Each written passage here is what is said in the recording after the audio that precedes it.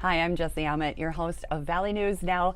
Today being Memorial Day, President Joe Biden and First Lady Jill Biden will participate in a wreath-laying ceremony at the Tomb of the Unknown Soldier at Arlington National Cemetery on Monday. Today, as part of the 155th National Memorial Day observance at Arlington National Cemetery, Vice President Kamala Harris and Second Gentleman Douglas Emhoff will also attend.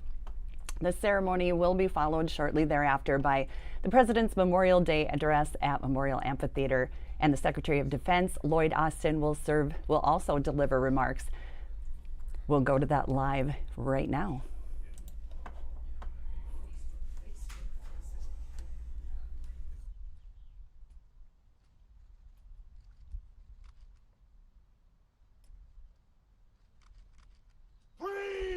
Present! Arms!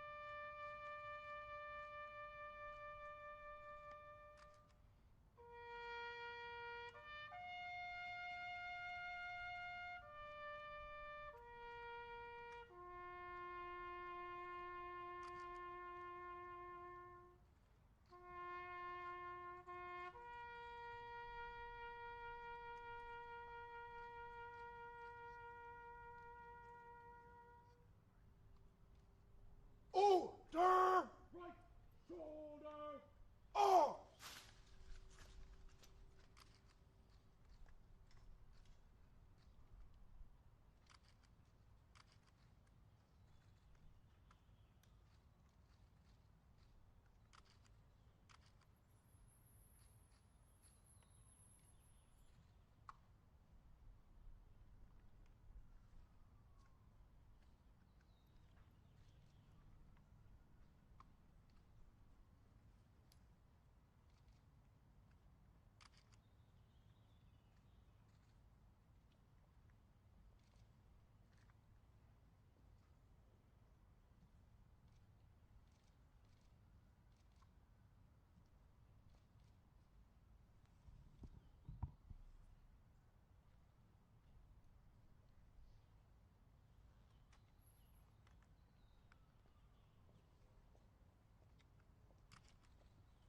The wreath ceremony is now complete.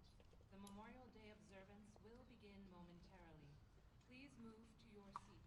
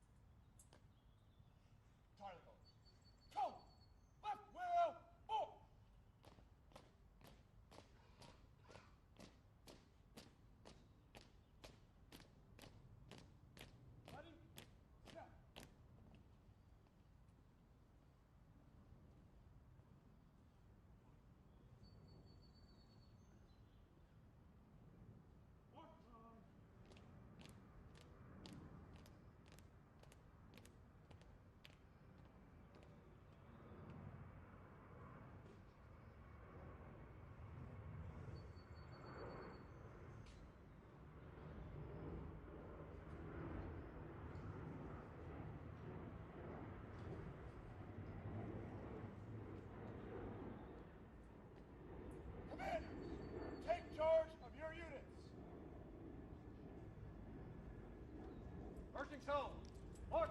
Side. March. Forward. March. Army platoon. Downward. March. Out. Good. Forward. March. Third platoon. Out. Out. March. Hey. Forward. March. Eighth platoon. Out. Out. Hey.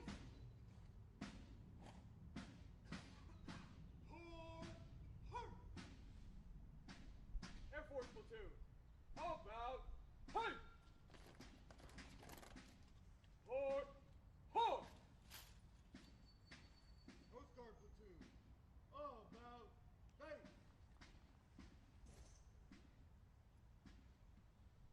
Forward. Arm. Forward. March. Forward! March! Forward! March!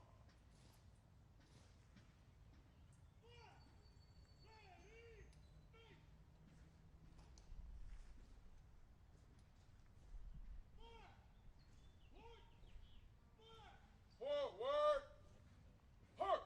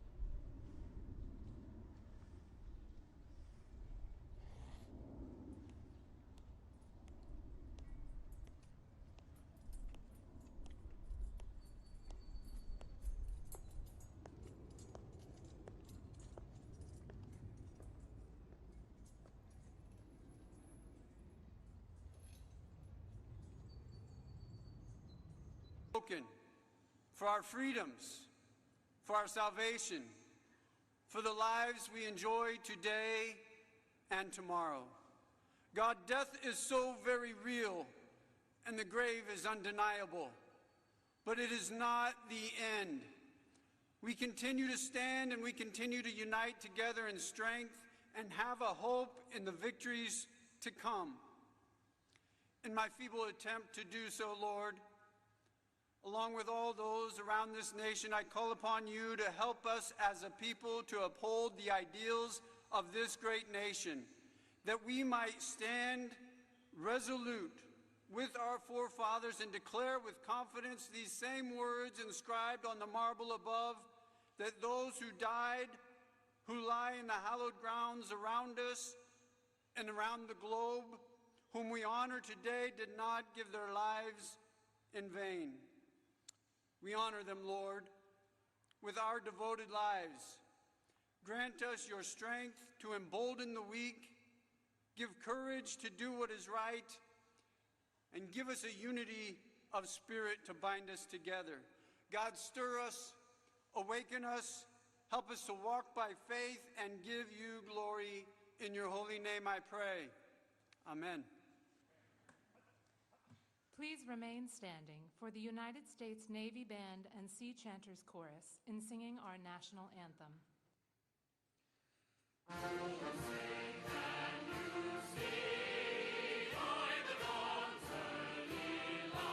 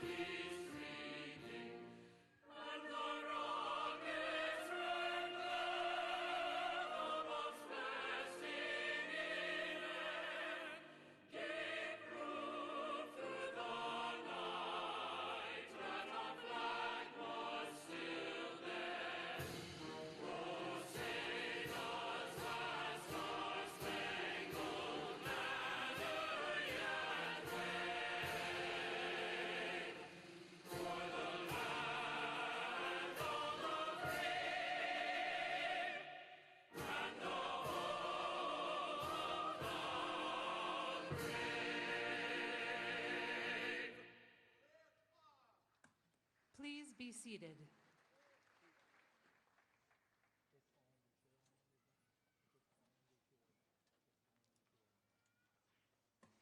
Distinguished guests, General Mark Milley.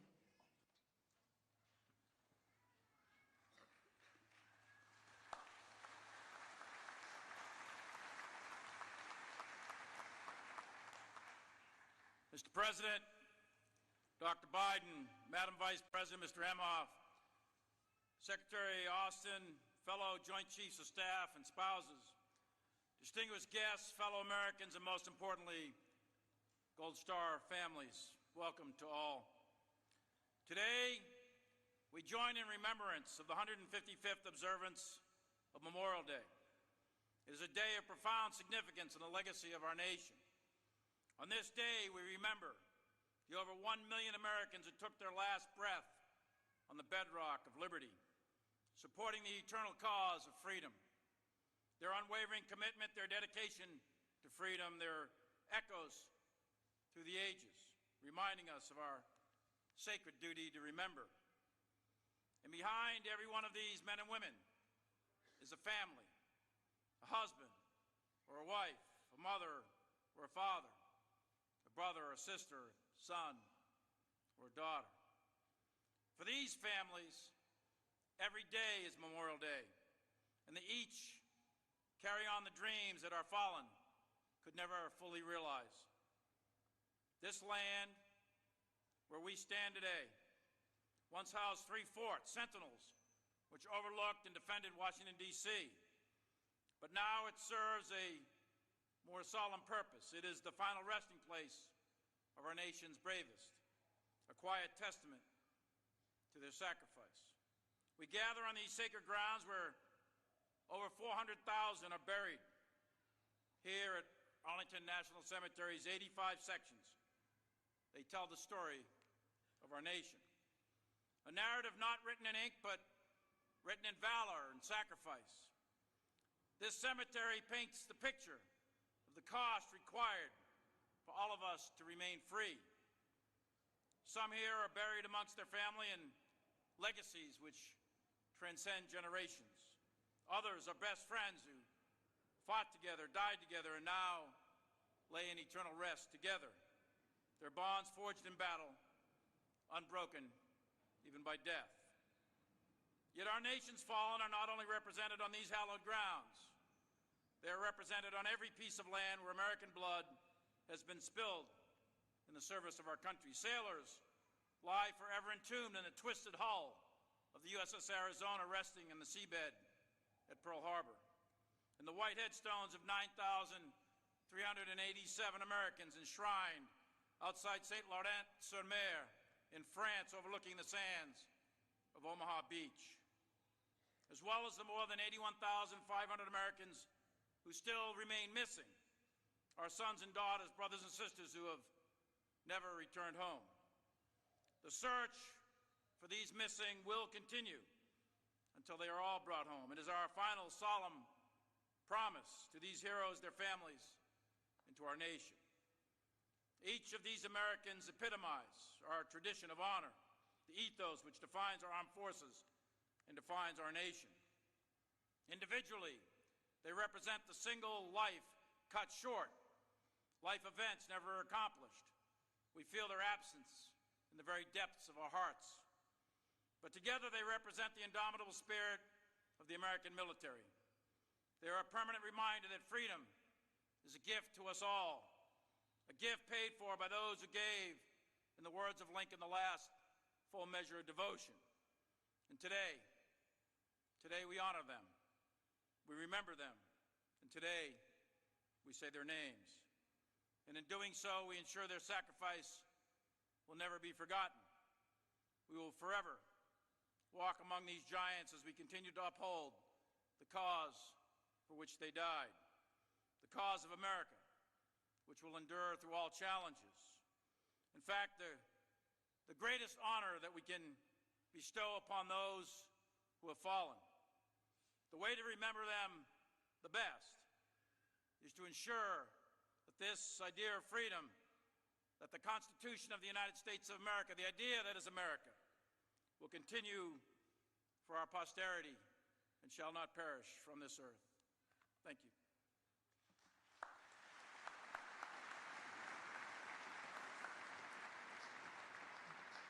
Distinguished guests, the United States Navy Band and the Sea Chanters Chorus will perform "This Land Is Your Land."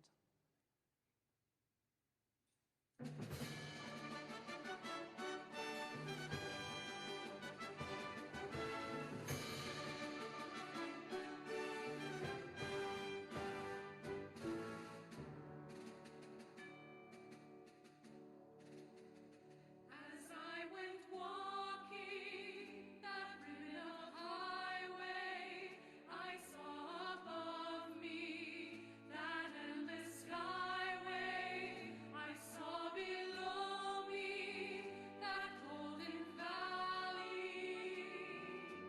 This land was made for you and me. This land is your land, this land is my land, from California to the New York Island, from the redwood forest to the Gulf Stream waters. This land was made for you and me.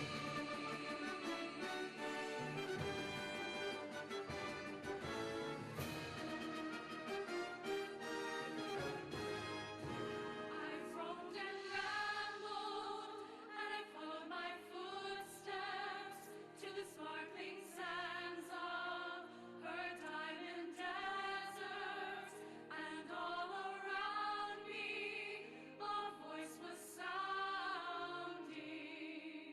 This land was made for you and me. When the sun came shining And I was strolling, and the wheat fields waving, and the dust clouds rolling, as a thought was lifting, a voice was singing. This land was made for you and me. This land is your land. This land is my land. From California to the New York Island, from the redwood forest to the Gulf Stream waters. This land was made for you and me. Nobody living can ever stop me as I go walking that freedom highway. Nobody living can make me turn back. This land was made for you and me. This land is your land. This land is my land. From California to the New York Island, from the redwood forest to the Gulf Stream waters. This land was made for you and me.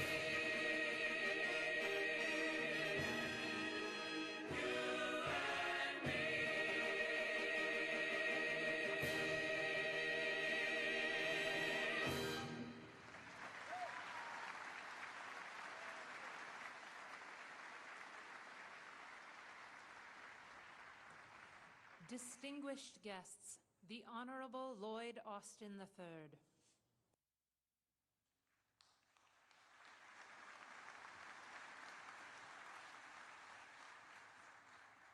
Well, let's give the band and the chorus another round of applause. That was absolutely outstanding.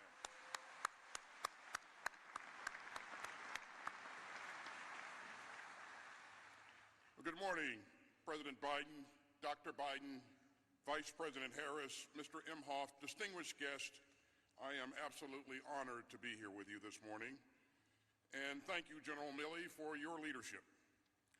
To our Gold Star families and to all who remember a fallen American hero today, I know that each Memorial Day brings new waves of both pride and pain. And on behalf of the Department of Defense, please accept our country's deepest gratitude for all that you have given and our deepest sympathies for all that you have lost.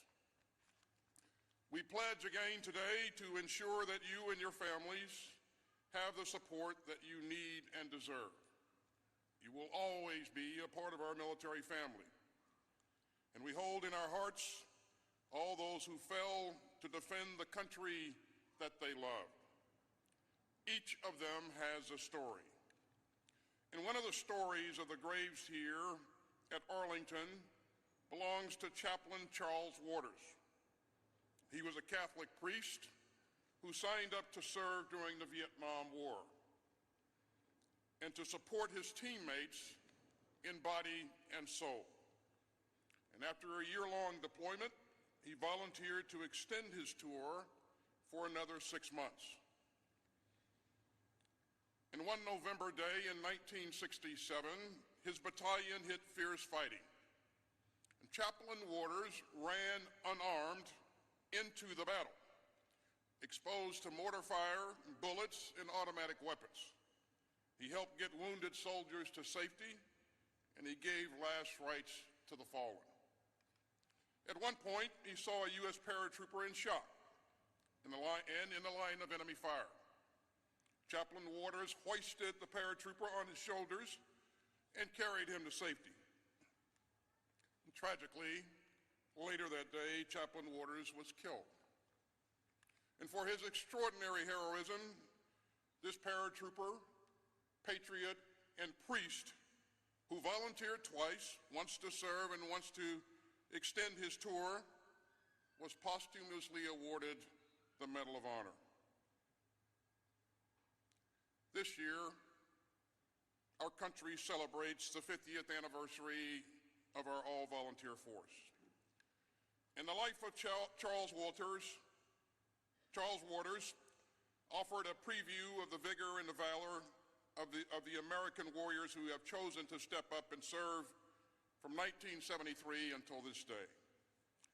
Our all-volunteer force has blended military power with moral power and combined the force of American arms with the strength of people who freely choose to stand guard over our democracy. In 1970, the Gates Commission recommended eliminating conscription. And its formal report predicted that an all-volunteer force will strengthen our freedoms and our armed forces. And it did. Every time a qualified American stands up and raises their hand and serves with honor from any corner of the country, from any background, color, or creed, this exceptional nation becomes even safer and stronger. Every fallen hero has a story. It is our duty to remember those we have lost. It is our honor to stand with their families. And it is our sacred obligation to remember all that you have given. So let us strive to honor the memory of our fallen by writing the next chapters in America's story of service. Let us stand with all who pledge their lives to defend human freedom, and let us come together as one nation to strengthen our democracy. Ladies and gentlemen, our Commander-in-Chief has long been a champion of our men and women in uniform and of the military families who serve right alongside them. And on this day of sorrow and service, it is my absolute honor to introduce the President of the United States.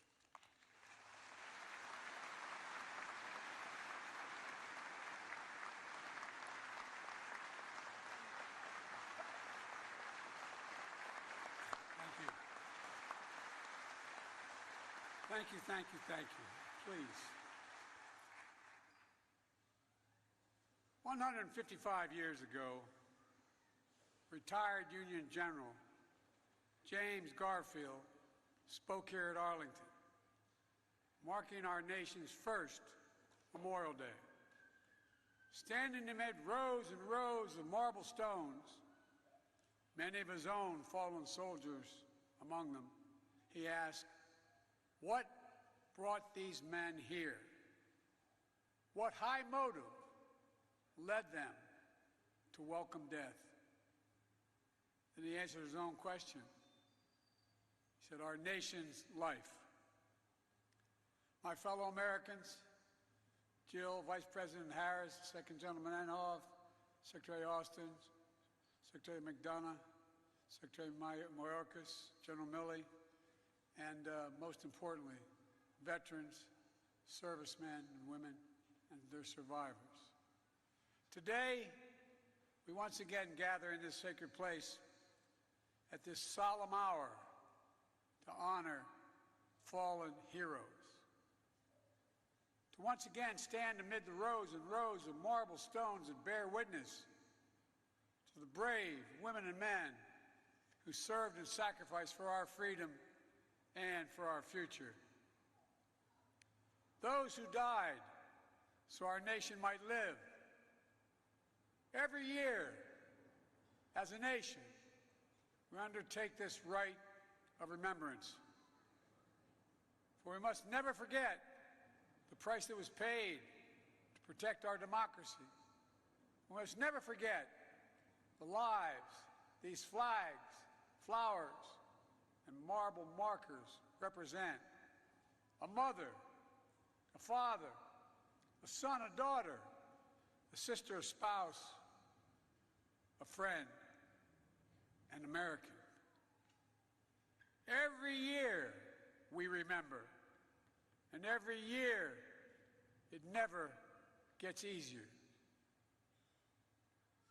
To all those here and across the nation who are grieving the loss of a loved one who wore the uniform, our Gold Star families, to all those with loved ones still missing and unaccounted for, I know how painful it can be, how it can rip open that black hole in the center of your chest you feel like you're just sinking into. Bringing you back to that exact moment you heard that knock on the door or the telephone ring. The exact moment you had to tell your children that mom or dad would not be coming home. The hurt is still real. It's still raw. Tomorrow marks 8 years since we lost our son, Bo. Our losses are not the same. He didn't perish in the battlefield. It was cancer that stole him from us a year after being deployed as a major in the United States Army National Guard in Iraq. As it is for so many of you, the pain of his loss is with us every day, but particularly sharp on Memorial Day. Still clear. Tomorrow is his anniversary. But so is the pride Jill and I feel in this service, as if I can still hear him saying, "Dad, it's my duty, Dad. It's my duty. Duty." That was the code my son lived by, and all those you lost lived by. It's the creed that millions of service members have followed from the fields of Yorktown to the shores of Normandy, to the rice paddies of Pusan, to the valleys of Kandahar, to the mountains of Sinjar and beyond. Many of whom never returned home. Throughout history, these women and men laid down their lives, not for a place or a person or a president, but for an idea, unlike any other idea in all of human history. The idea of the United States of America. This sanctuary honors that sacrifice and tells their stories. And in turn, it tells our story, the American story, the story of the patriot who died to deliver a nation where everyone is entitled to certain inalienable rights, among them life, liberty, the pursuit of happiness. The story of hundreds of thousands of soldiers who shed their blood to make these words real. The story of the brave Americans who fought the forces of fascism and died for preservation of democracy. As we're reminded by the hundreds of graves here in Section 60 of Arlington and across our nation, the story of the women and men who sacrificed everything to keep democracy safe and secure during the last 2 decades. Each of them, a link in a chain of honor that stretches back to our founding fathers in those days. Unbreaking, unbending, not just in their duty and devotion, but something even deeper, in their faith in us. Their faith in us. That we will be worthy of their sacrifice. Our service members have always embodied the highest expectations of our democracy. They've always held faith in our country and all that we could be, a citadel of liberty, a beacon of freedom. For our democracy is our strength, the wellspring of possibilities, and the source of endless renewal. It's how we've been able to constantly change and adapt through the centuries. It's why we've always emerged from every challenge we face stronger than we entered it. It's how we come together as one nation, united.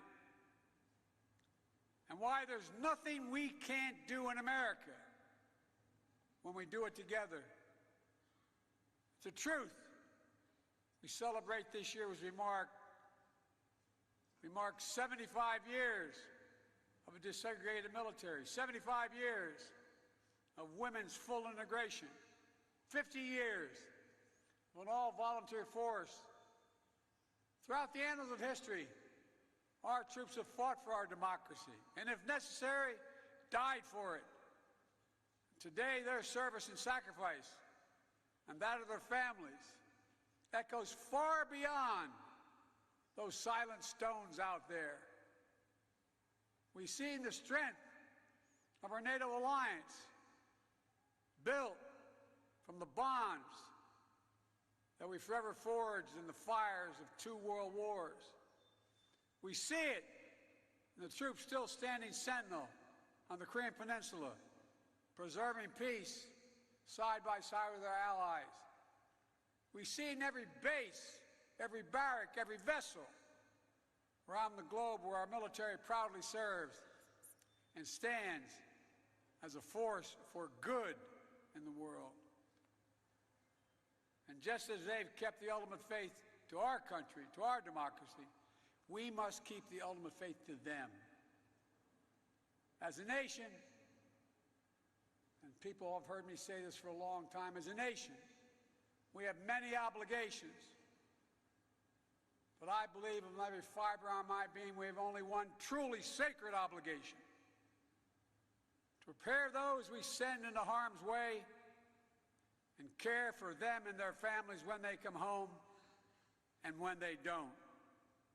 It's a sacred obligation, not based on party or politics, but on a promise to unite all of us. There's nothing more important, nothing more sacred, nothing more American. And together, over the last 2.5 years, we've worked to make good on that promise, passing more than 25 bipartisan laws to support our service members, their families, caregivers, and survivors. That includes the PACT Act, the most significant law in our nation's history, to help millions of veterans who are exposed to toxic substances in burn pits during their military service. pits the size of football fields that incinerated the wastes of war, such as tires, chemicals, jet fuel, and so much more. To many of our nation's warriors that have selflessly served, only to return home and suffer from the permanent effects of this poisonous smoke. Too many have died. Excuse the personal reference, like my son Bo, or like Sergeant First Class Heath Robinson, for whom the act is named. Last year, after I signed the PACT Act, I handed the pen to his daughter, Brielle. She and her grandmother are with us today. After I handed her the pen, this beautiful little girl is sitting over there. Thank you for waving, baby.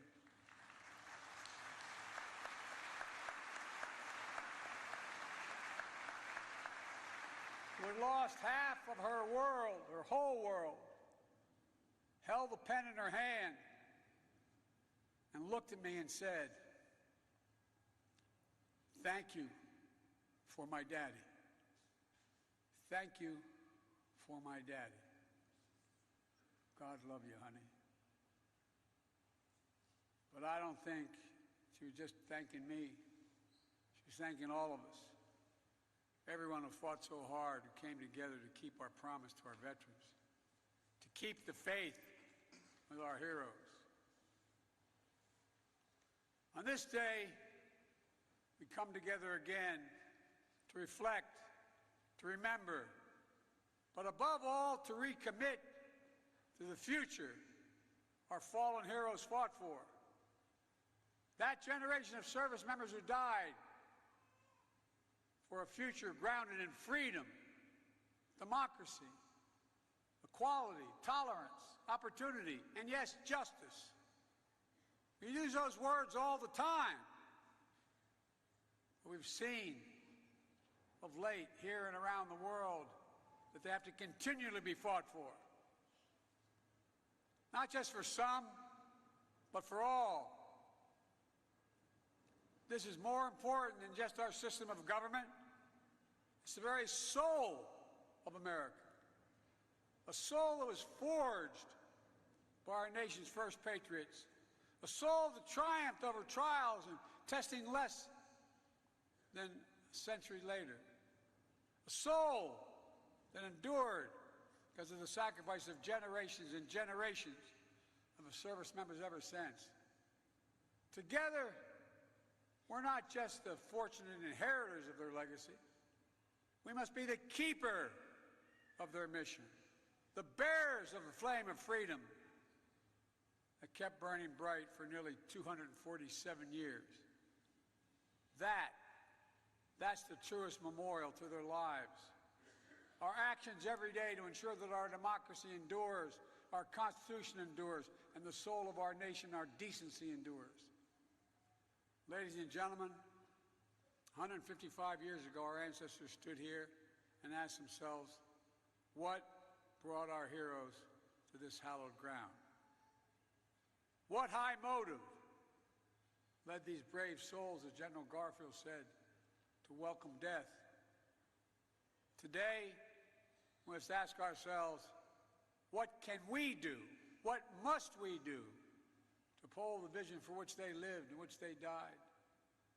Today, it's on all of us, to ensure that sacrifice was not in vain. To keep working toward a more perfect union, one where all women and all men are created equal. We're the only nation in the world built on an idea. Every other nation is formed based on things like geography, ethnicity, religion. We're the only nation in the world built on an idea that we are all created equal. We haven't always lived up to it, but we've never walked away from it.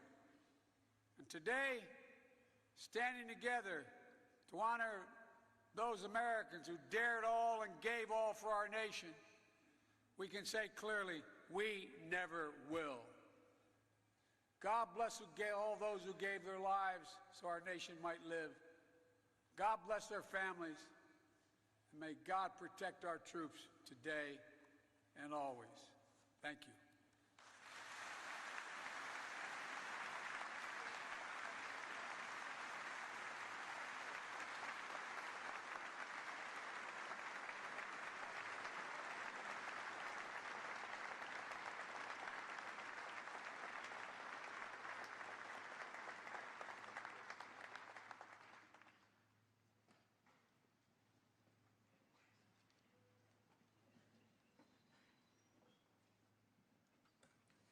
Distinguished guests, please stand for the playing of taps and the benediction.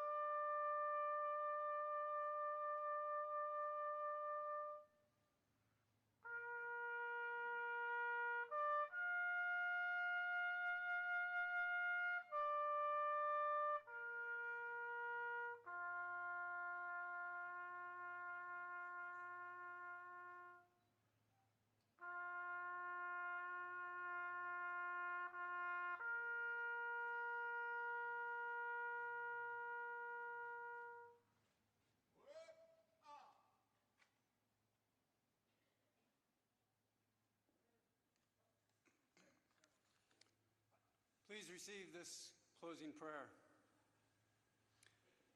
God, those were such solemn tones that mean so much to us as a nation. I pray that you grant us the grace to never forget and to lead lives worthy of the price paid on our behalf by those who have gone on before and those who continue to serve. God, with all humility, I thank you for your goodness to this nation, and to our service members and their families. As our president has stated, God, we have a soul.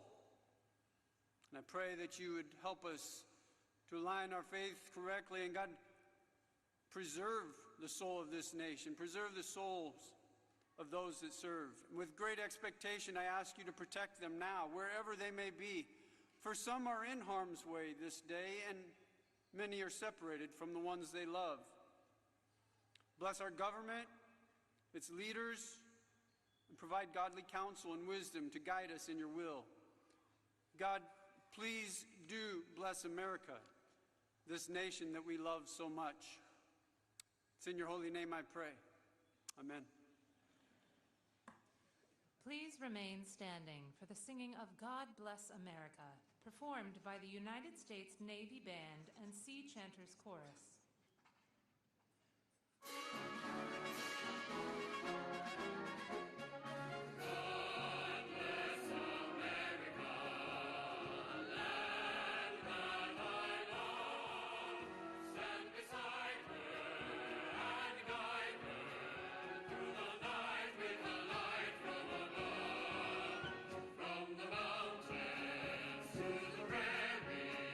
Through the oceans, wide with